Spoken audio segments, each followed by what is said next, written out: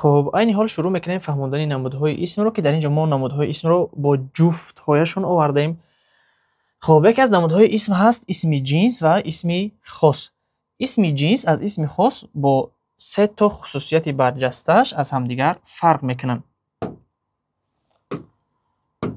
خب یکم خصوصیت برجسته اسم جنس همین است که اسم جنس میفهماند نامی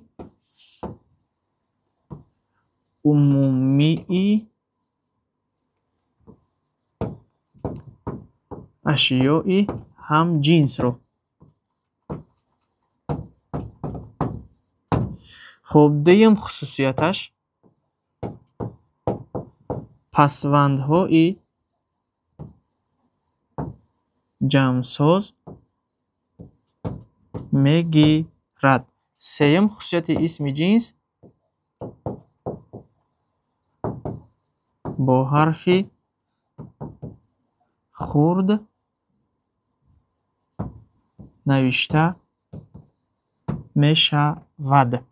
خب سه خصوصیتی که عین حال اسم جنس دارد، خصوصیت های اسم خاص باشد مخالف اسم جنس می باشند. مثال گفتیم که اسم جنس نام عمومی اشیاء هم جنس رو میفهماند و اسم خاص باشد میفهماند نامی یکی از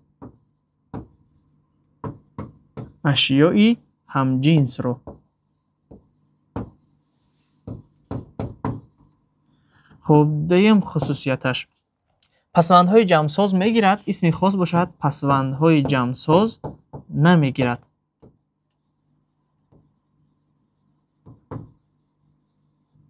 پسوندهای جمعساز رو نمیگیرد.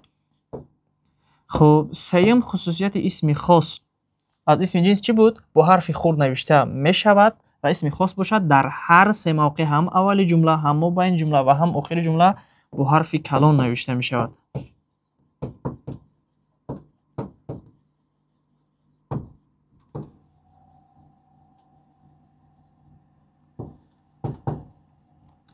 اسم جنس با استثناء اول جمله در مابین در آخر با حرف خرد نوشته می شود. مثال کلمه شهر نام عمومی شهرها رو افاده می کند و نام یکی از شهرها می باشد دوشنبه که الکی فقط به همین شهر خاص است که نامش چی باشد دوشنبه.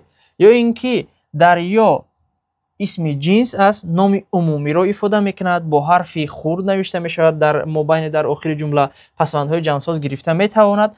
نام یکی از دریاها می باشد وخش که خاصتا به همون دریا وخش نامگذاری می شود، خاصتا به همون دریا سیردریا یا اینکه امو دریا نامگذاری شده است که پسوندهای جمعساز گرفته نمی تواند در دلخواه موقع جمله با حرف کلان نوشته می شود.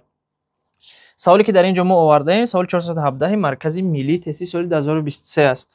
اسم‌های جنس در کدام قطار جایگیر شدن؟ اسم‌های جنس رو پرسیده شده است. اسم‌های جنس چه خصوصیت داشتن؟ نام عمومی اشیاء رو میفهموندن، پسوندهای جمعساز میگرفتن، با حرف خرد نوشته میشدن. در ما موقع کجا رو در نظر داریم؟ مابین و آخر.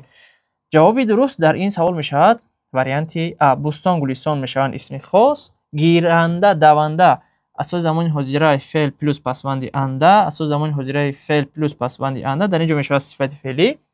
پراکنده و سرافکنده نیز پراکنده صفت، سرافکنده صفت فعلی.